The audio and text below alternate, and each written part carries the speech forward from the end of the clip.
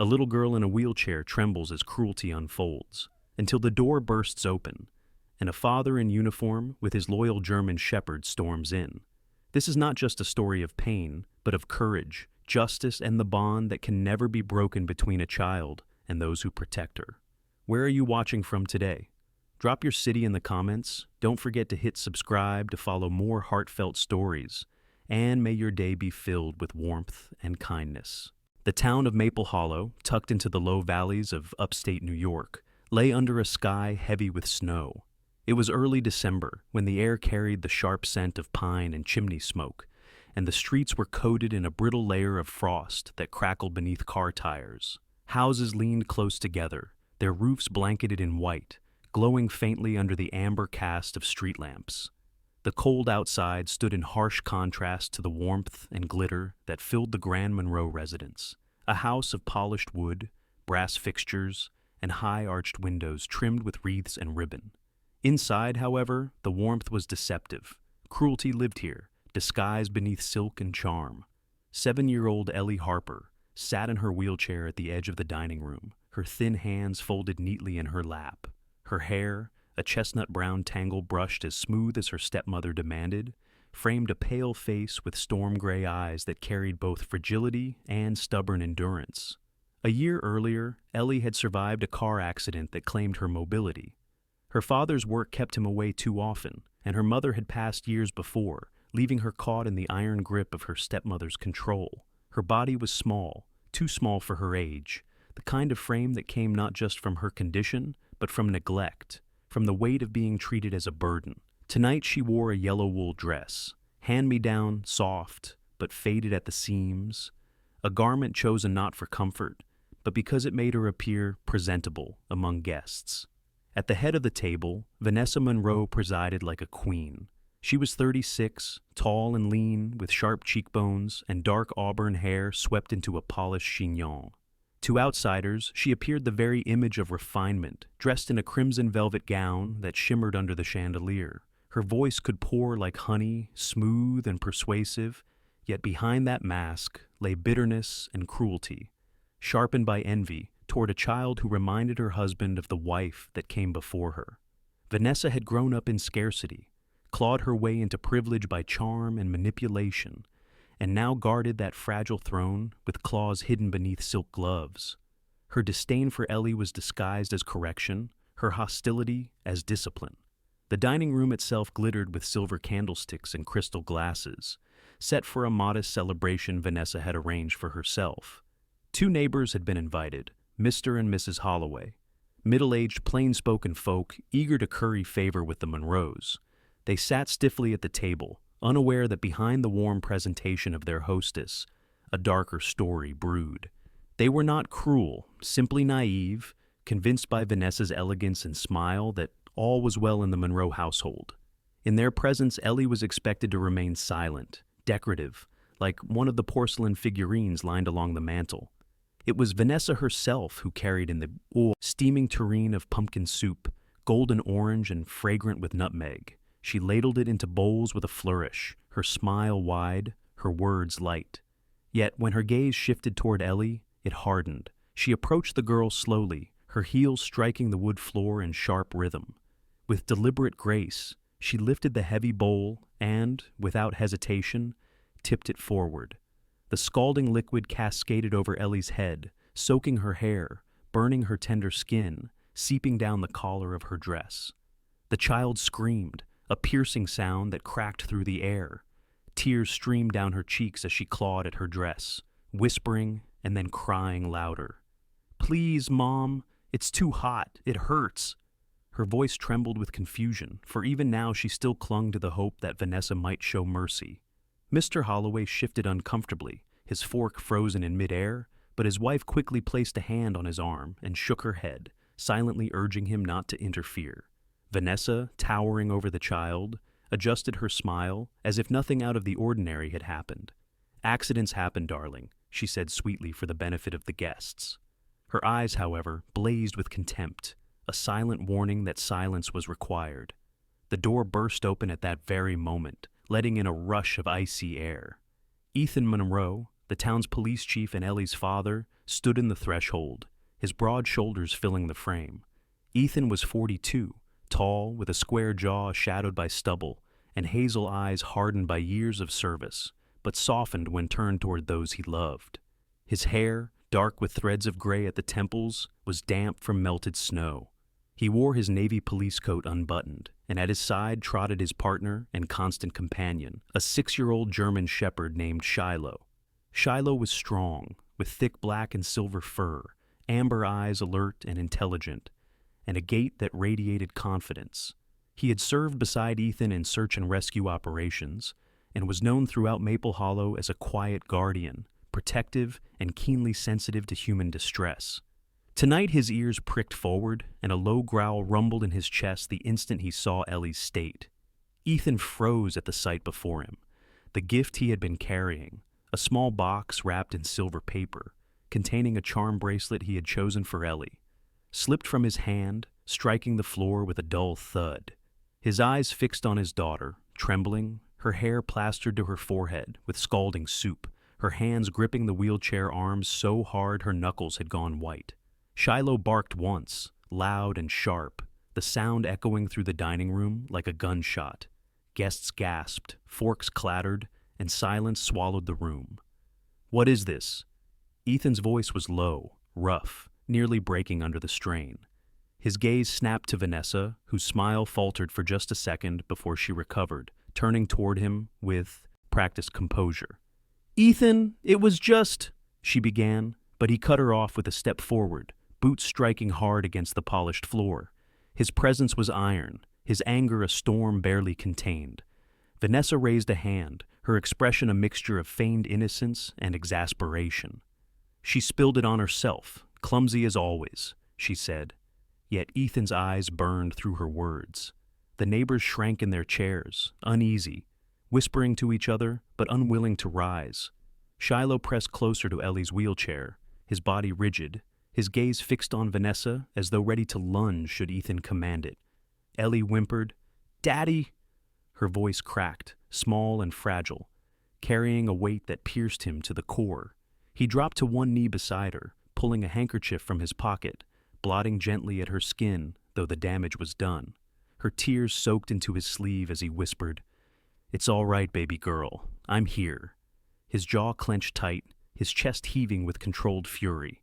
He looked up again, his words cutting like ice. "Enough." "Do you think I would believe that?" The atmosphere thickened, the chandelier's glow suddenly cold, the grandeur of the room reduced to stage lights exposing rot beneath the velvet curtains. Vanessa stood stiff, her face paling, though her chin remained lifted in defiance. The neighbors, eager to escape scandal, pushed back their chairs hurriedly, mumbling excuses as they slipped out the door, their footsteps fading down the hall. Ethan's hand rested on Ellie's trembling shoulder, and he drew her closer. "You will not touch her again," he said, voice low, but carrying the weight of law. Shiloh barked once more, as if sealing the command, his amber eyes blazing. Vanessa's lips curled into a faint, cold smile that lasted only a heartbeat before she turned away, her dress swirling behind her. But in that small gesture, Ethan saw something chilling, not fear, but calculation. This would not be the end of her cruelty, it was merely the beginning. Ellie clutched her father's sleeve, her voice barely a whisper. "Please don't hate me anymore." "I'll be good." The words sliced through Ethan's chest, heavier than any wound he had ever suffered in uniform. He wrapped his arms around her, holding her small body against him, ignoring the damp heat of the spilled soup. Shiloh sat firmly at their side, eyes never leaving Vanessa, a sentinel ready for whatever storm might follow. And in that fragile, fractured moment, Ethan understood. The nightmare had only revealed its face, and the fight for his daughter's safety and for her trust had just begun.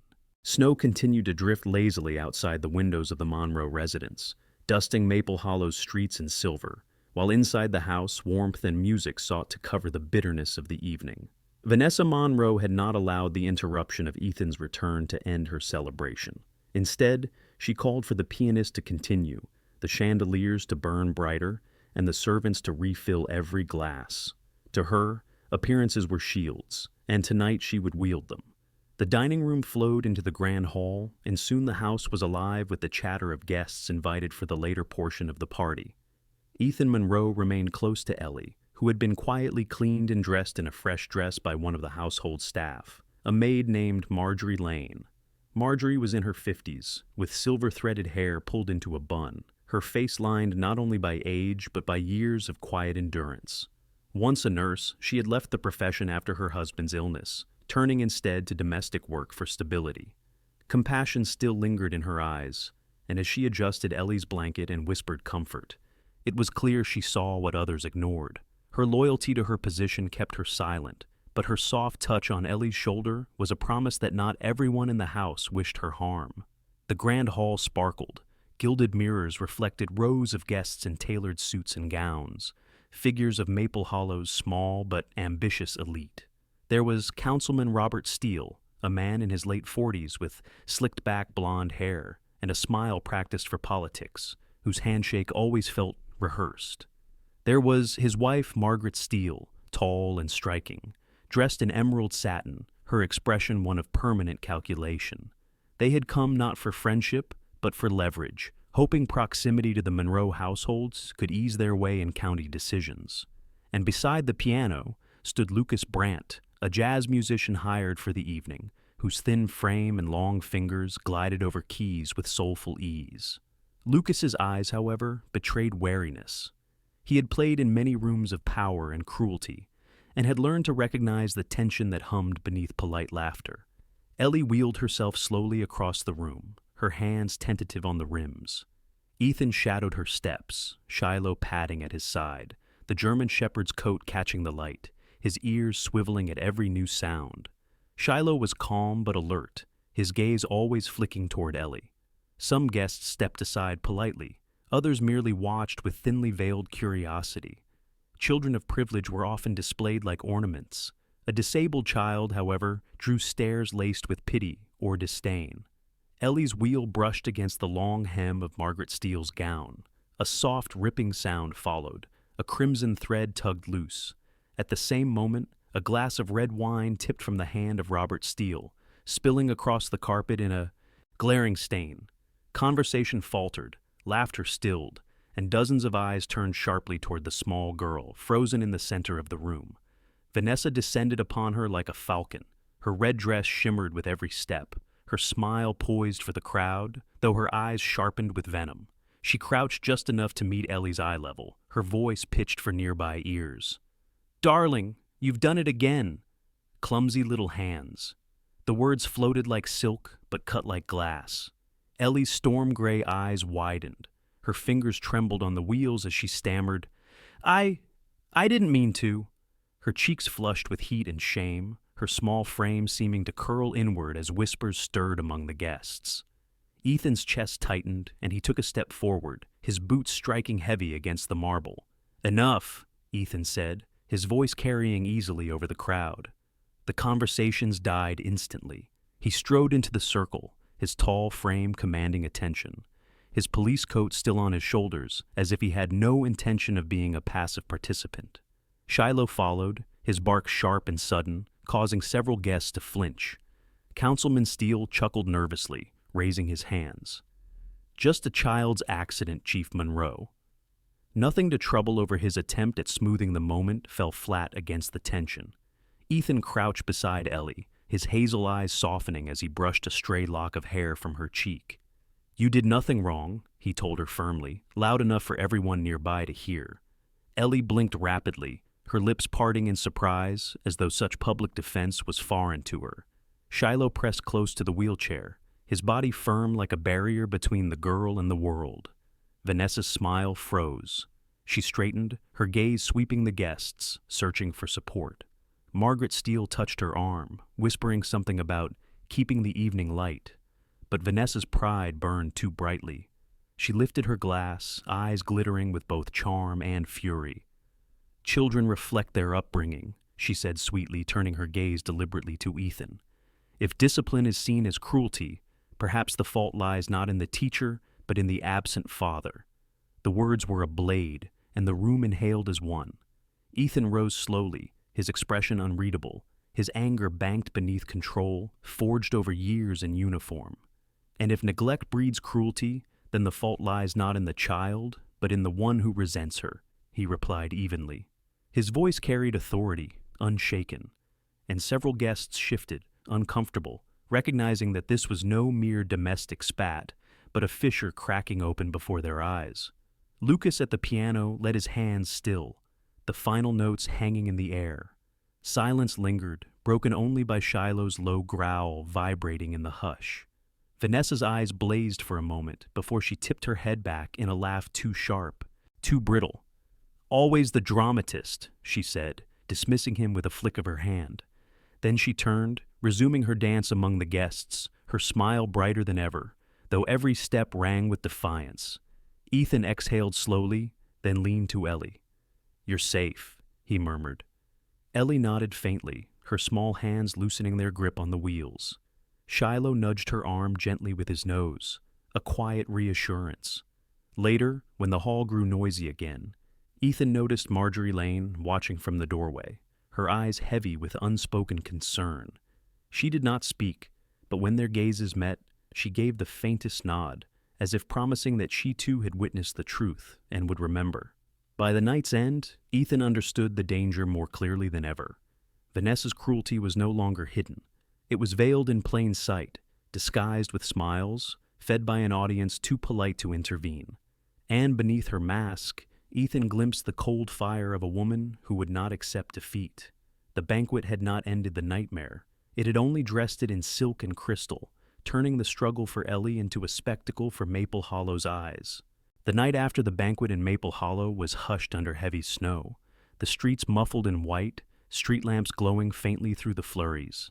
Ethan Monroe carried his daughter back to their wing of the house, away from the echo of music and laughter that Vanessa still hosted, as though nothing had shattered. Shiloh padded close, his paw prints a steady rhythm on the rug, head lowered but ears pricked, as though he too sensed that something unspoken was pressing on his master's chest. Ellie sat in her chair by the fire, her face pale but her storm-gray eyes flickering with a mixture of exhaustion and fragile hope. She had not expected her father to step forward in front of everyone. She had grown so used to being invisible. Ethan knelt before her, his tall frame shadowing the light. His hazel eyes, so often stern when dealing with criminals, softened now with something raw. Guilt. "I should have been here sooner," he whispered, almost to himself. He reached out, tucking a stray lock of hair behind her ear. "I left you alone too long." His words trembled, like a confession long overdue. Ellie pressed her lips together. Her hands clutched the armrests, thin fingers whitening at the knuckles. "Will you leave again tomorrow?" she asked, her voice quiet, more fragile than the flames that cracked in the hearth. Ethan's throat tightened. He wanted to answer quickly, to swear he never would, but honesty held him back. His job had always demanded his time, emergencies, investigations, town politics. Yet, as he watched his daughter flinch beneath the weight of silence, he understood promises were not just words, they were lifelines. "Not tomorrow," he said finally, his voice steady. "Tomorrow, I am yours." Shiloh gave a soft huff, curling at Ellie's feet, his thick black and silver coat warm against her legs. The child reached down tentatively, her hand brushing his fur. For the first time in months, she smiled faintly, a ghost of joy, as the dog leaned into her touch. The next morning, sunlight broke weakly through the snowfall, scattering over Maple Hollow's town square. Ethan took Ellie out, refusing to let her remain cloistered in Vanessa's gilded cage. Wrapped in a thick blue coat, scarf bundled to her chin, Ellie sat in her wheelchair, while Shiloh trotted beside, his breath puffing in the cold air. The townsfolk turned to stare, not with malice but curiosity. Many of them had only seen Vanessa's version of the Monroe family, told through charm and pretense.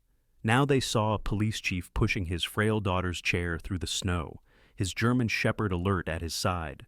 Among those who stopped was Sam Carter, a local shopkeeper in his 60s with a broad frame and weathered face. His graying beard carried flecks of snow, and his hands were calloused from decades of lifting crates in his general store. Sam was known for his blunt honesty and loyalty to neighbors, having lost a son in a factory accident years earlier, a grief that had carved him into a man who valued children above all. He stepped forward, doffing his cap. "Chief, good to see you out with the girl," he said, his voice deep but kind. He bent slightly, looking at Ellie with gentle eyes. "And you must be strong, miss, to keep up in this weather."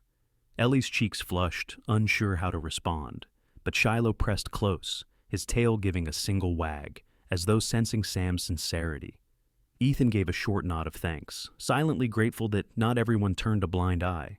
Later that day, Ethan stopped by the precinct, bringing Ellie and Shiloh with him. The station smelled of old wood, coffee, and the faint tang of paper and ink. Officers moved about briskly, nodding to their chief, but casting quick glances at the girl in the wheelchair. Ellie sat quietly by his office desk, sketching with a pencil on scraps of paper Ethan found, while Shiloh lay across the doorway like a sentry. It was there that Officer Daniel Ruiz entered, a younger patrolman in his early 30s, with dark hair cropped short, a quick smile, and eyes that carried both admiration and unease. Ruiz had grown up in Maple Hollow, son of Mexican immigrants, and was known for his fairness and a heart too soft for politics. He crouched beside Ellie, nodding at her drawing. "That's a good tree," he said warmly. Ellie blinked, unused to kindness from strangers, and looked at her father as if for permission to respond. Ethan gave a small nod, and Ellie whispered, "Thank you." As evening settled, Ethan returned with Ellie to the house. The main hall was quiet now, stripped of the grandeur of the previous night, and Vanessa's absence was noticeable. She had retreated to the city, claiming errands, though Ethan suspected schemes. For once, father and daughter shared supper alone. Ethan's attempt at cooking, scrambled eggs and burnt toast, drew a giggle from Ellie, a sound so unexpected it startled him into laughter as well. It was clumsy, but it was theirs. Yet beneath that fragile peace, Ethan felt the weight of looming conflict. Vanessa would not forgive public humiliation. She would not surrender her hold without striking back. He knew the masks she wore, and he feared what lay beneath. As Ellie prepared for bed, Shiloh stationed himself at her door, unmovable, ears twitching at the faintest sound. Ethan sat by his daughter's side, smoothing the blanket. She looked at him, her eyes heavy with sleep. "Will you stay?" she asked. He nodded, taking her small hand in his. "Always." And in that whisper, his guilt cracked into resolve. That night, long after Ellie drifted into dreams, Ethan remained awake in the chair beside her, the fire dimming to embers. He studied her fragile form, the way her chest rose and fell, and he understood the truth. He had been absent too long, but he had been given another chance. And this time, he would not fail. The snowstorm that had blanketed Maple Hollow the night before gave way to a pale morning. Frost clung stubbornly to rooftops, and the trees bowed under the weight of ice. Ethan Monroe stood on the porch of the precinct, his breath visible in the crisp air, his thoughts heavy. The image of Ellie whispering, "Will you stay?" haunted him. He had stayed, but he knew the war was only beginning. Vanessa's silence was never peace. It was plotting. Shiloh, at his side, let out a low growl at a passing car as though echoing his master's unease. Inside the station, Officer Ruiz laid a folder on Ethan's desk. "Chief," he said, his tone professional but threaded with concern. "We've had anonymous calls about disturbances at the Monroe residence. Neighbors claim to have heard shouting." He hesitated. "They're afraid to speak publicly." Ethan's jaw tightened. He had worn the badge long enough to know fear was a currency cruel people used to keep others quiet. He thanked Ruiz, then dismissed him, his mind already turning over possibilities. Later that day, as the winter light dimmed into gray, Ethan returned home. The grand hall was empty. Vanessa had gone to Albany for the weekend, or so her note claimed. Ethan suspected otherwise. He turned down the quiet hallway toward the parlor and stopped short. Sitting in a high-backed chair near the window was a woman he had not seen in years. Clara Robinson rose when she saw him, her figure tall and angular, her hair streaked with iron gray, despite her only being in her late 40s. She had a face carved by life's hardships, lines etched deep at the corners of her mouth and eyes that revealed sleepless nights. Clara had once been a schoolteacher in Vermont, gentle but unyielding when protecting her students. After her younger sister, Ethan's first wife, died, Clara drifted from the family, unable to face the grief.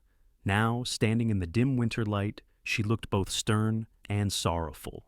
"Ethan," she said, her voice low but steady. "I couldn't stay away anymore. I heard things about Ellie." She glanced toward the doorway, where the girl now appeared, wheeled in by Marjorie the maid. Ellie's storm-gray eyes widened, recognition sparking faintly. Clara knelt immediately, her long fingers trembling as she touched her niece's hand. "You have your mother's eyes," she whispered. Ellie blinked rapidly, as though holding back tears. Shiloh sniffed at Clara, circled once, then settled beside Ellie, his judgment apparently favorable. Ethan cleared his throat, uneasy. "Why now, Clara?"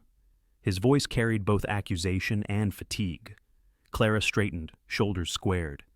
"Because Vanessa is dangerous," she said bluntly. "And because I've seen her before." Ethan frowned, confused. Clara continued. "Years ago, before she married you, she worked at a private academy where I taught. She was charming, yes, but she left under suspicion. A student was injured, pushed down the stairs. It was ruled an accident, but those of us who watched her knew the truth. I should have spoken then. I won't stay silent now." The words hung in the air, heavy with implication. Ellie clutched her blanket tighter. Ethan rubbed his temples, anger simmering at himself for not knowing Vanessa's past. Clara's voice softened, cracks of grief breaking through her firm tone. "I failed my sister when she needed me. I won't fail her daughter." That evening, Ethan invited Clara to stay. It was an uneasy truce. Old resentments lingered between them, but for Ellie's sake, they set them aside. Marjorie prepared a simple supper, and the four of them, Ethan, Ellie, Clara, and Shiloh, ate together by the fire. For once, Ellie did not sit in silence. She asked Clara shy questions about her mother, what she liked to read, whether she sang. Clara answered patiently, painting images of a woman vibrant and kind, a woman Ethan too often avoided speaking of. Ellie's cheeks warmed with color as she listened. Later, when Ellie drifted to sleep, Ethan and Clara remained by the hearth. "You think Vanessa will stop?" Clara asked. Ethan shook his head, staring into the flames. "No, she'll fight harder. She's already planning her next move." His voice dropped. "I need proof, Clara." Words won't be enough. As if summoned, Shiloh stirred, ears pricking. He padded toward the corner cabinet, nose pressed against the lower drawer. Ethan frowned, pulling it open. Inside lay a small flash drive wrapped in silk cloth. Clara inhaled sharply. "What is it?" Ethan inserted it into his laptop, and the screen flickered. Grainy footage appeared, home surveillance Vanessa had forgotten or hidden. It showed Ellie's wheelchair being shoved forcefully down the staircase weeks earlier. Ellie's scream echoed faintly through the speakers. Ethan's fists clenched on the desk, his knuckles white, his face hardening into something both furious and resolute. Clara covered her mouth, eyes wet. "You have what you need," she whispered. Shiloh let out a sharp bark, as if agreeing. The next morning, Ethan drove Ellie to school himself, Clara accompanying them. The building was small, brick-lined, with frost clinging to the windows. Inside, Ellie's art teacher, Grace Miller, welcomed them. Grace was in her 30s, medium height with warm brown hair tied loosely, freckles across her cheeks, and eyes that radiated patience. She greeted Ellie like an equal, kneeling to her level, asking about her drawings. Ethan watched, struck by the kindness his daughter had been starved of at home. Grace handed him a folder of Ellie's sketches. Dark houses, locked doors, shadowed figures. Ethan's throat constricted. These were not just drawings. They were testimony. Clara placed a hand on Ethan's arm. "You see, she's been crying for help." In silence, Ethan nodded slowly, resolve settling into place. He bent toward Ellie, his voice soft. "You don't need to hide anymore." Ellie's gray eyes lifted, searching his, and for the first time she whispered, "Promise?" He nodded firmly. "Promise." That night, as snow fell again, Ethan sat at his desk with Clara across from him, Grace's folder and the flash drive laid between them. Shiloh stretched on the rug, his amber eyes watching with quiet intensity. Ethan knew the path ahead would be brutal, but the shadows of secrecy had been pierced. He was no longer just a father weighed with guilt. He was a protector armed with truth. And this time, he would not allow cruelty to win. The sun over Maple Hollow carried no warmth. Its pale winter light spilled across the brick walls of the elementary school, where frost painted the windows with intricate patterns. Ethan Monroe wheeled his daughter down the hallway, Clara walking beside them, her steps clipped and purposeful. Shiloh trotted silently, nails clicking against the linoleum, his amber eyes scanning each passerby as if cataloging threats. Children's laughter floated faintly from classrooms, though Ellie sat stiff in her chair, hands clenched in her lap, her storm-gray eyes wary as ever. They stopped at a classroom door decorated with paper snowflakes. Grace Miller, Ellie's art teacher, greeted them with a genuine smile. She wore a soft gray sweater, her brown hair tied loosely, her freckled face open and unpretentious. Her eyes lit up when she saw Ellie. "I've been waiting for you," she said gently. Grace crouched to Ellie's level, her voice steady. "I saved your newest drawings." Ellie's cheeks flushed faintly, and for a moment her lips curved upward, though she said nothing. Grace invited them inside. The room smelled faintly of crayons and chalk dust, with colorful posters lining the walls. At the back, on a low shelf, lay a folder bulging with sketches. Grace handed it to Ethan, her expression turning solemn. Inside were images Ellie had drawn in secret, dark houses with barred windows, small figures trapped behind them, looming shadows with no faces. One drawing showed a wheelchair tipped at the edge of stairs. Another depicted a girl curled into herself with jagged red lines drawn above her head. Ethan's throat constricted as he leafed through them. Clara, standing behind, pressed a hand to her chest. "She's been telling us all along," she whispered. Grace explained softly, "Art is how children speak when they can't find words." She never complained aloud, but she poured everything onto paper. Her eyes flicked to Ellie, who stared at her lap. Ethan knelt beside his daughter. "Ellie," he said quietly, "you don't have to be silent anymore." But Ellie's gaze darted to the window, as if afraid someone else might hear. Shiloh pressed his head against her knee, a warm, steady presence that drew a small sigh from her lips. That afternoon, Ethan asked Grace to accompany them to a community meeting at the town library. It was a weekly gathering where residents discussed school projects, fundraising, and other local concerns. The library stood on Maple Hollow's main street, a stately old building with oak doors and tall windows. Inside, rows of chairs were arranged beneath fluorescent lights, and townsfolk shuffled in, wearing heavy coats and scarves. Among them was Harriet Bowen, the librarian in charge of hosting. Harriet was in her early 60s, tall and thin, her hair a silver halo cropped neatly, her spectacles perched low on her nose. Known for her meticulous organization and sharp memory, she was both respected and feared, her tongue quick when correcting mistakes, but her loyalty fierce once earned. Harriet greeted Ethan with a curt nod, then softened when she saw Ellie. "A brave girl," she murmured. "I'll make sure she has a quiet corner to sit." As the meeting began, Ethan felt the weight of watching eyes. Councilman Robert Steele and his wife Margaret were present, whispering among themselves, their expressions calculating. They smiled thinly at Ethan, but avoided Shiloh's piercing gaze. Grace spoke briefly about the art program, holding up some of Ellie's drawings, only the gentler ones, landscapes and trees. Her words about creativity and healing drew polite applause. Yet beneath the polite surface, murmurs stirred. People had begun to notice cracks in the Monroe family facade. During the break, Sam Carter, the shopkeeper, approached Ethan again. He had a steaming cup of coffee in his calloused hand and a grave look on his face. "Chief, word spreads fast in a small town. Folks saw what happened at that banquet. They won't say it aloud, but questions are being asked." His gray eyes softened. "You've got more allies than you think. Don't face this alone." Ethan clasped his hand firmly. Sam's loss of his own son lent his words a weight that settled into Ethan's heart. Meanwhile, Clara sat with Harriet, the two women speaking in hushed tones. Clara confided some of what she knew of Vanessa's past. Harriet's eyes narrowed, her sharp mind already piecing together patterns. "A woman like that leaves traces," Harriet muttered. "Records, complaints, rumors." I'll dig Clara's shoulders eased slightly. For the first time in years, she felt the town itself might stand on Ellie's side. As the evening waned, Ethan wheeled Ellie to the door. Snow fell again, blanketing the streets in white silence. A man loitered near the steps, his coat collar pulled high, camera hidden under his arm.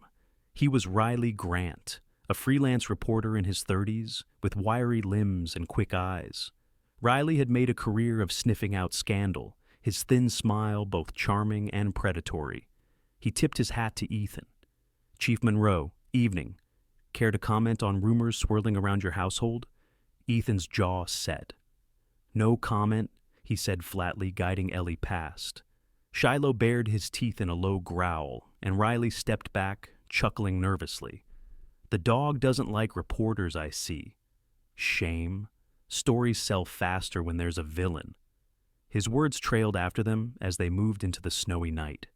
At home, after Ellie had been tucked into bed with Shiloh curled faithfully at her side, Ethan sat by the fire with Clara and Grace. The folder of drawings lay open on the table, the flash drive hidden nearby. "We have truth," Ethan said slowly, his hazel eyes dark with determination. "But truth must be carried carefully. Vanessa has friends in high places.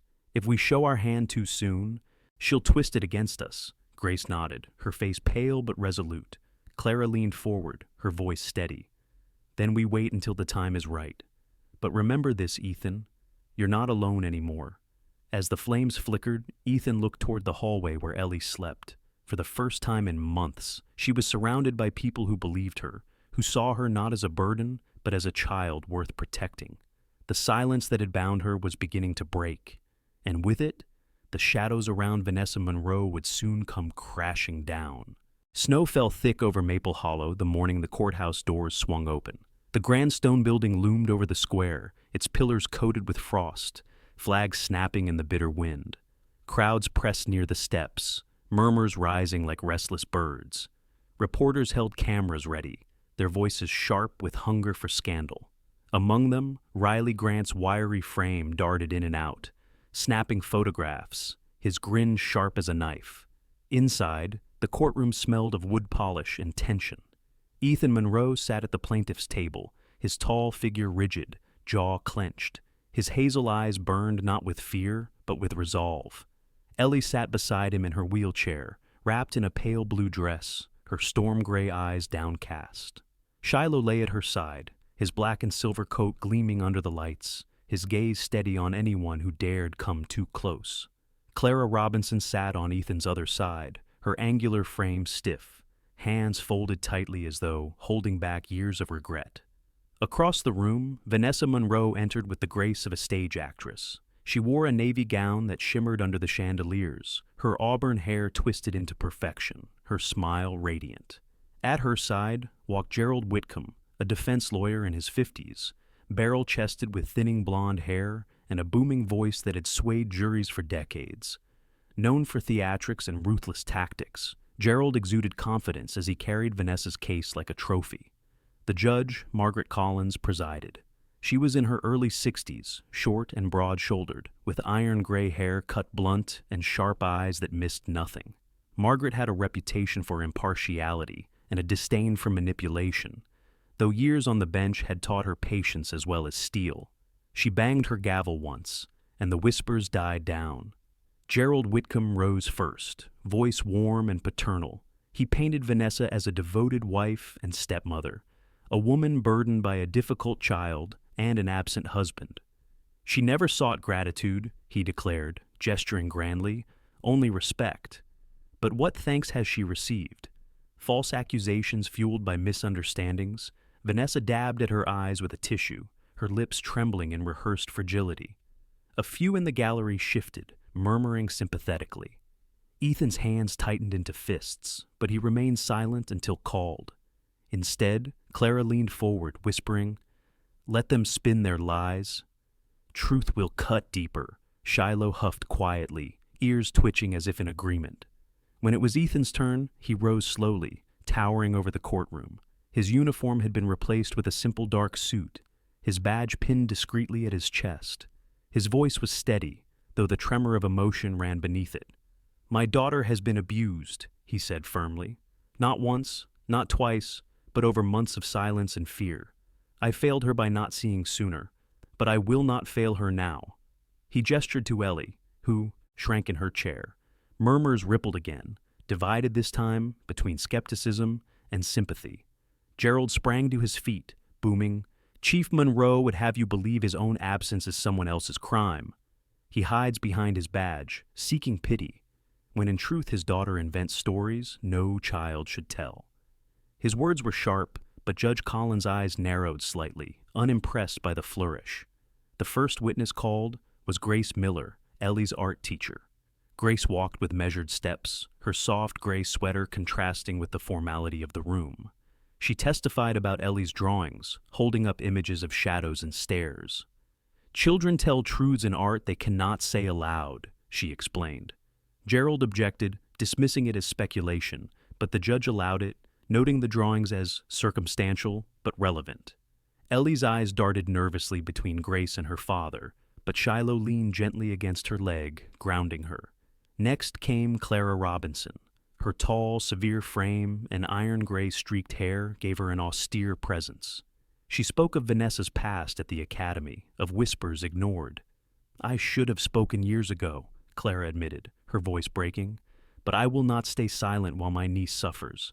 Her words rang with conviction, though Gerald sneered, calling them old grudges wrapped as testimony. The courtroom grew thick with tension until Ethan produced the flash drive. The screen at the front of the room flickered and the video played, Vanessa's hands shoving Ellie's wheelchair down the stairs, Ellie's scream echoing through the chamber. Gasps erupted. Even Gerald faltered, his booming voice silenced. Vanessa's face drained of color before she forced tears again, crying out, "That's been doctored. I would never harm her." Judge Collins' gavel struck hard. "Order!" Her sharp gaze cut across the room. "This evidence is damning. Counsel, control your client." In the gallery, Sam Carter, the shopkeeper, sat with arms folded, his weathered face grim. Harriet Bowen, the librarian, took notes, her spectacles glinting as she leaned to whisper to others nearby. Rumors of truth now carried weight. The town was watching. During cross-examination, Gerald attempted to frame Ethan as negligent. "Where were you, Chief Monroe, when your daughter needed you most? Absent in your office while your wife held the household together?" Ethan's face hardened. "I was blind," he admitted, voice raw.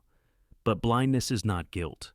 Her cruelty as Ellie stirred then, whispering something so faint only Ethan heard. He bent down, and she repeated, "I want to speak." The courtroom froze as the small girl wheeled herself forward, her storm-gray eyes wide but steady. Judge Collins allowed it cautiously. Ellie's voice quivered but held. "I'm not making it up. She hurt me. I was afraid no one would believe me, but my dad does."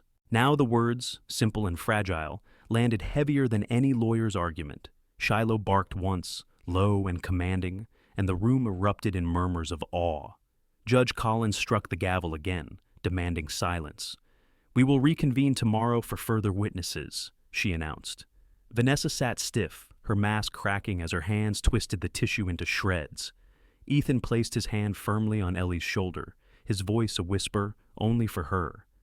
"You were brave. You're not alone anymore." As they left the courtroom, cameras flashed, Riley Grant shouting questions, but Ethan ignored them. Shiloh's body shielded Ellie, Clara walked close, and Grace followed behind. The trial had only begun, but lies were breaking under the weight of truth. The second day of the trial dawned beneath a brittle sky, the sun a pale coin behind drifting clouds. Maple Hollow's courthouse steps were crowded again, reporters clustering with their microphones and flashing cameras. The cold wind whipped scarves and sent papers skittering across the square. Inside, however, the air was stifling, thick with expectation, thick with fear. Ethan Monroe pushed Ellie's wheelchair through the double doors, Shiloh padding beside them with steady purpose. His German shepherd's fur shimmered black and silver in the light. His amber eyes trained on the crowd, as if daring anyone to step too close. Clara Robinson walked just behind, her tall, angular frame rigid, her jaw set. Grace Miller carried a slim folder of drawings, her freckled face pale but resolute. The town was no longer just watching. they were choosing sides. Vanessa Monroe swept in moments later, her crimson suit immaculate, her auburn hair sculpted to perfection. At her arm was Gerald Whitcomb, her booming-voiced lawyer, his barrel chest puffed as though he had already won. Vanessa smiled brilliantly at the reporters, dabbing her eyes with a lace handkerchief, murmuring words about misunderstandings and love for her stepdaughter. But inside the courtroom, the mask began to slip. The prosecution called their next witness, Marjorie Lane, the Monroe housemaid. She entered hesitantly, her silver hair pinned neatly, her uniform crisp. She looked weary, as though the years of silence had pressed her shoulders down. When she took the stand, her voice trembled.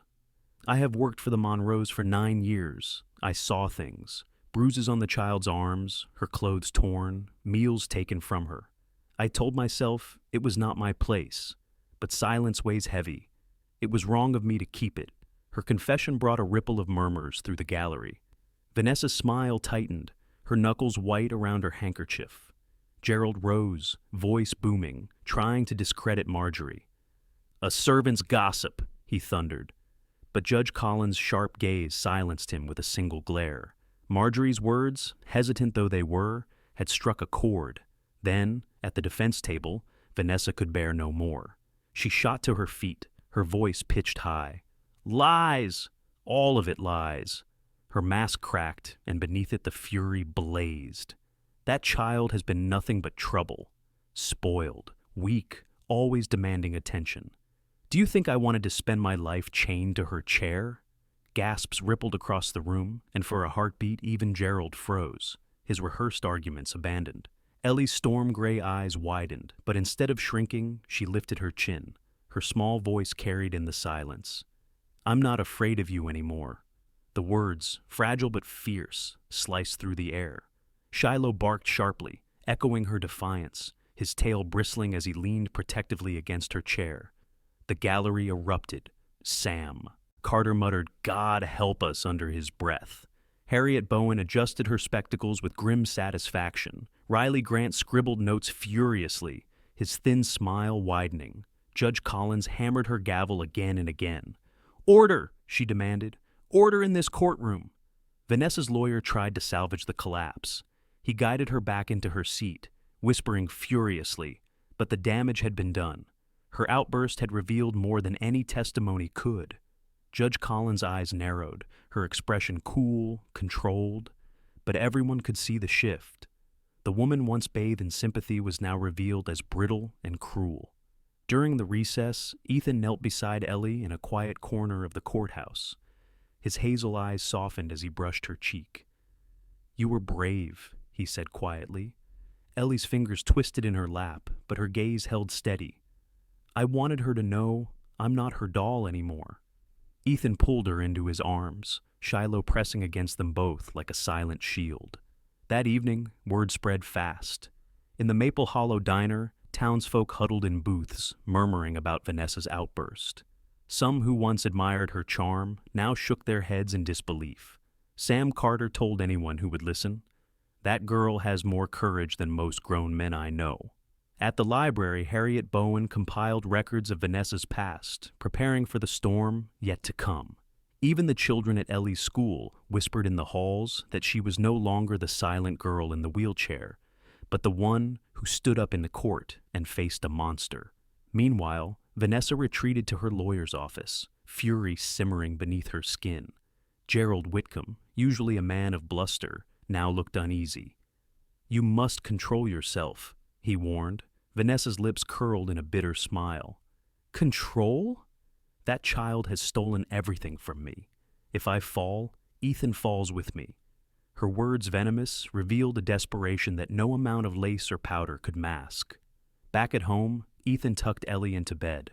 Shiloh lay stretched across her doorway, his amber eyes glowing faintly in the dark, vigilant.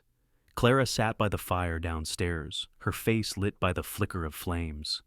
"She's unraveling," she murmured. Ethan nodded, his jaw set.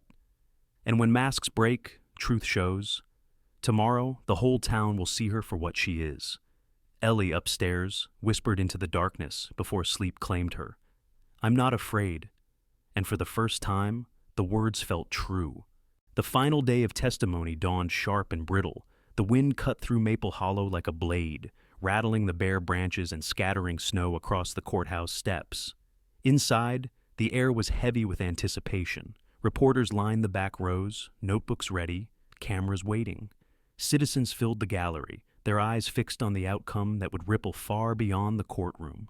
Ethan Monroe guided Ellie's wheelchair to their table, his broad shoulders rigid beneath his dark suit. His hazel eyes burned with determination, the weight of fatherhood pressing into every breath. Shiloh padded close, his German shepherd frame powerful yet calm, his coat gleaming black and silver beneath the lights. Clara Robinson sat nearby, tall and severe, her gaze unflinching. Grace Miller clutched a folder against her chest, her freckles pale, her voice ready if called. Vanessa Monroe entered in a tailored charcoal dress, her auburn hair lacquered into place. The brilliance of her smile was forced, her eyes shadowed with sleepless fury. At her side, Gerald Whitcomb boomed reassurances, though his barrel chest lacked its earlier confidence. The mask had cracked, and everyone in the room knew it. Judge Margaret Collins struck her gavel once, her sharp eyes scanning the room. "We will hear closing arguments." Gerald rose first, spinning tales of sacrifice and love. His voice thundered about misunderstood discipline, about the burdens of raising another woman's child. He gestured broadly, painting Vanessa as a martyr, a woman undone by unfair accusations. She dabbed her eyes with a lace handkerchief, her shoulders trembling in calculated sorrow. But when Ethan rose, the room shifted. He stood tall, his presence carrying the quiet authority of a man who had faced darkness in his career, yet found the greatest battle within his own home. His voice was steady, low, but cutting through the air. "I failed my daughter," he began. "For too long, I believed smiles over silence, masks over truth. But silence is no protection. It is a cage." He turned toward Ellie, who looked up with storm-gray eyes shimmering but unbroken. "She deserves more than cages. She deserves love, safety, and the chance to laugh without fear." His voice cracked, but he pressed on. "I swear before this court, and before my God, I will never abandon her again." The gallery murmured, stirred not by theatrics, but by raw sincerity. Sam Carter sat with his weathered hands folded, nodding slowly. Harriet Bowen adjusted her spectacles, lips pressed tight in approval. Even Riley Grant, the wiry reporter scribbling furiously, paused long enough to glance at Ethan with a flicker of respect before returning to his notes. The judge called for order, then summoned Ellie to speak if she wished. The room hushed as the little girl wheeled herself forward. Her voice trembled, yet the silence gave it strength. "I used to think no one would believe me, that I was too small, too broken. But my dad believes me now, and Shiloh never left me." The German shepherd, as if on cue, pressed his nose against her hand, tail thumping once against the floor. A ripple of warmth spread through the gallery, whispers of awe and sympathy threading the silence. Judge Collins leaned back, her sharp gaze fixed on Vanessa. "You may respond." For the first time, Vanessa faltered. Her carefully painted expression cracked under the weight of eyes upon her. She rose, her voice shrill. "She's lying! She's always lying! That child is poison!" The gavel slammed down. "Enough!" the judge snapped. "You've revealed more than any evidence could." Vanessa's shoulders stiffened, rage boiling beneath her trembling hands. At that moment, the bailiff opened the side door, bringing in a final witness. Dr. Helen Ward, a child psychologist in her 40s, tall and composed, with short blonde hair and calm gray eyes. Known in town for her measured voice and steady presence, she had met with Ellie over the past week. Taking the stand, she spoke with quiet clarity. Children rarely fabricate trauma of this consistency. Her drawings, her testimony, and her physical responses align with patterns of prolonged abuse. In my professional opinion, her words ring true. Her presence sealed the cracks Vanessa had tried to cover. The courtroom exhaled. Judge Collins straightened, her voice ringing clear. "This court finds Vanessa Monroe guilty of child endangerment and abuse. Custody is awarded solely to Ethan Monroe." The gavel struck, echoing like thunder. Relief washed through the room, murmurs of approval, gasps of disbelief, and, in Vanessa's case, a strangled cry as she collapsed into her chair. Gerald Whitcomb muttered futile consolations, but even his booming voice sounded hollow. Ethan knelt beside Ellie, his hands steady as they closed around hers. "It's over," he whispered. Ellie's lips trembled into a small smile. "No," she said softly. "It's just beginning." Shiloh barked once, tail wagging as though sealing the promise. Clara pressed a trembling hand to her niece's shoulder, her eyes shining with both sorrow and relief. Grace wiped a tear from her cheek, whispering, "She's free." Outside, the snow had ceased, leaving Maple Hollow draped in clean white silence. As Ethan carried Ellie down the courthouse steps, the crowd parted. Cameras flashed, reporters shouted questions, but none of it touched them. For the first time, Ellie lifted her chin high, unafraid of the eyes upon her. Ethan's oath had been spoken, the judgment declared, and the nightmare broken. The first morning after the verdict, Maple Hollow seemed changed. Snow still coated the streets and the air was just as sharp, but there was a quiet brightness that had not been there before. For Ethan Monroe, stepping out of his house felt like stepping into a world cleansed by more than weather. It was cleansed of the shadow that had haunted his daughter. Ellie sat in her wheelchair by the front window, wrapped in a soft wool blanket, her storm-gray eyes reflecting sunlight instead of fear. At her side, Shiloh dozed with his head on her knee, his black and silver fur catching the glow, his amber eyes half closed but alert even in rest. Ethan had promised change, and he kept it. He began mornings not at the station but at the kitchen stove. His cooking was clumsy, burnt pancakes, uneven eggs, but laughter replaced silence. Ellie giggled as Shiloh begged with soulful eyes, tail sweeping the floor, sometimes sneaking the toast before it reached the table. Even Clara, seated at the corner, with her angular frame softened by a rare smile, admitted she hadn't heard such sounds in the Monroe household for years. Life outside the home shifted too. At the town's general store, Sam Carter greeted Ethan with a hearty clap on the shoulder. His weathered face, carved by years of labor and grief, softened. "You did right by her, Chief," he said, "and if either of you needs anything, my door's open."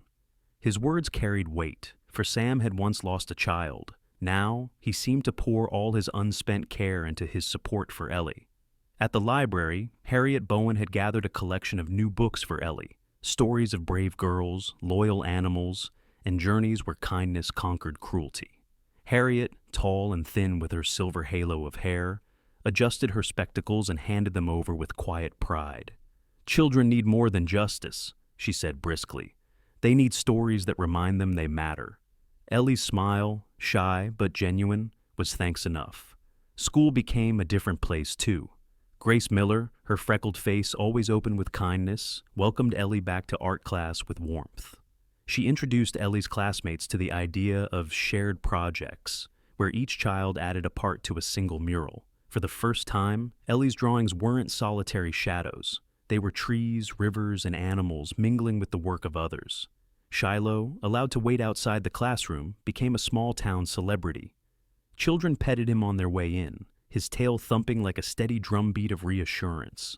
One afternoon, Ethan found himself at the town square, standing beside Clara as Ellie laughed with other children, Shiloh loping protectively around them. Clara's face, still severe, softened as she watched. "She's healing," she murmured. Ethan nodded, his hazel eyes fixed on his daughter. "So am I." Clara glanced at him, her gray-streaked hair blowing in the wind. "Your sister loved fiercely," she said quietly. "I failed her once.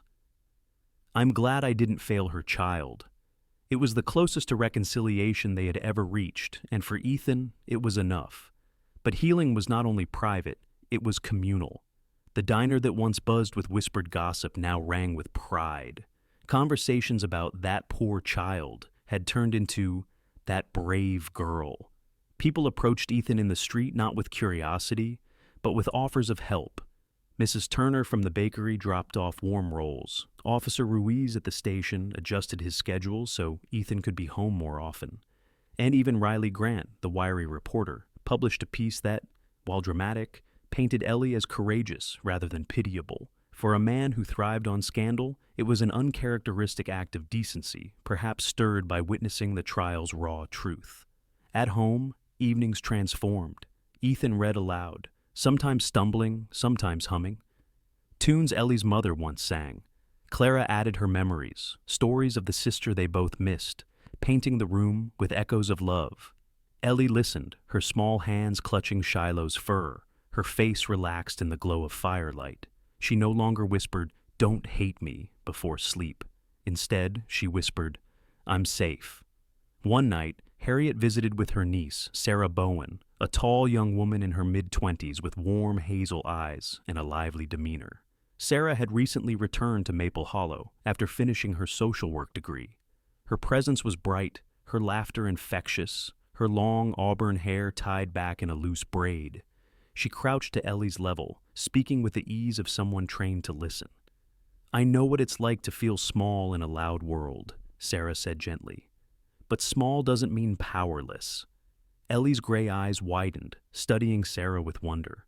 Ethan, watching from across the room, recognized the value of role models beyond himself. Sarah quickly became a friend to Ellie, teaching her small exercises for confidence, encouraging her to speak louder, to draw brighter.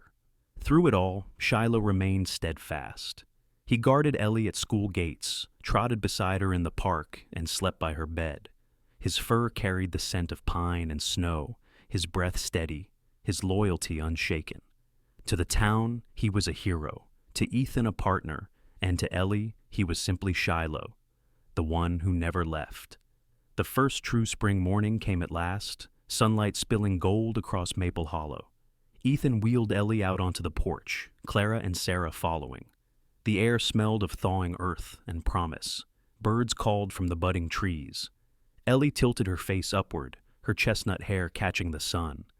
"It feels new," she said softly. Ethan laid a hand on her shoulder.